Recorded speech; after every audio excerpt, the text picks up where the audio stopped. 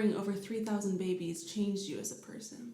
Wow, that's an amazing question. I have learned so much about birth physiology and the psychology of birth, my own psychology. I have learned that the worst possible time in a 24-hour period to be awake is the 3 a.m. to 4 a.m. mark. That is people think the witching hour is midnight. It's not, it's 3 a.m.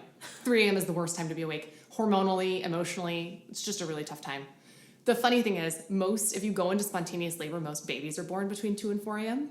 So getting you at least a little closer to the 2 a.m. mark is a little easier on the body than the 4 a.m. mark. But what I really have learned from delivering more than 3,000 babies is it never gets old. It's always amazing. I've never lost my sense of awe. Wow. Why? Just the miracle of life. It's probably a little biochemical as well, because you get a little oxytocin contact high when you're around birth. So you hear some birth workers will say like, oh, birth workers are addicted to birth, because you do get that little oxytocin surge.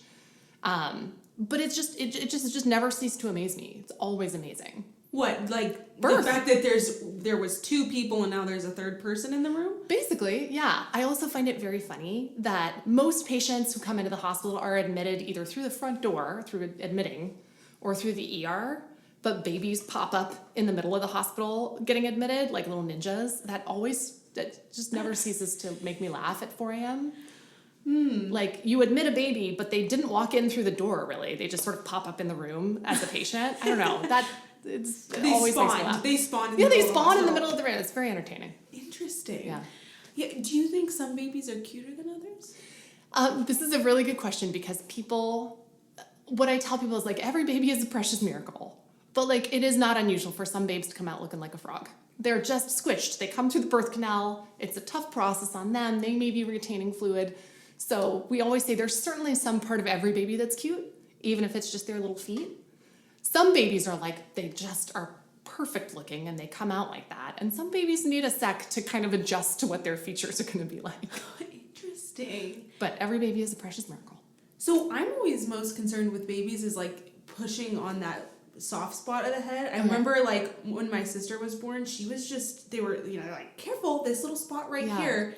Is there anything when someone's holding a baby for the first time where you have to be like, hey, look, like, do this, don't do support here? Or do parents usually, you've already gone over this with them?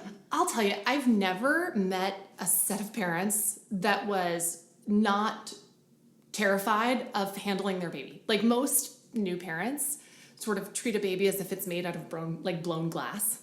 They're almost too ginger with the baby.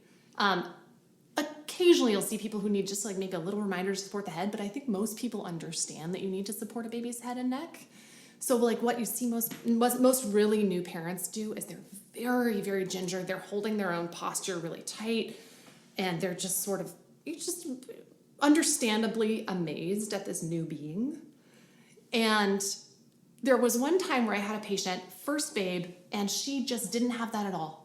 This was when I was in residency. I hadn't cared for her throughout her pregnancy, so I didn't know her really well.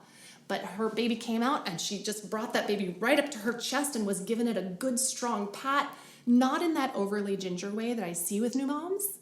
And I was like, this is incredible. She's so comfortable with this newborn. And then the senior resident goes, she's a postpartum nurse somewhere. I was like, oh, okay. So she handles newborns all the time. She knows they're not made out of blown glass. She was just immediately comfortable in a way that was really surprising. What about the second baby? Are people more comfortable, or is there still that like, oh wow, this is a new baby? I think people are a little more comfortable. So you see people not quite so nervous. But yeah, I think it's a natural human reaction to be like, oh my God, this new being is here. So interesting. You've talked a lot about like how the husbands support in the birth, and like that's almost like it's very critical that you have that. Yeah. What can you husbands and partners? So the whole process of both pregnancy, gestation, and birth, and the postpartum period is really something that you're not supposed to do alone. You're just not. We are social animals. I feel like I say that all the time. We're social animals. We are. You are not supposed to be pregnant alone. You're not supposed to go through birth by yourself. And you, for damn sure, are not supposed to go through the postpartum period by yourself. So the whole process of delivery is so important for the parental relationship.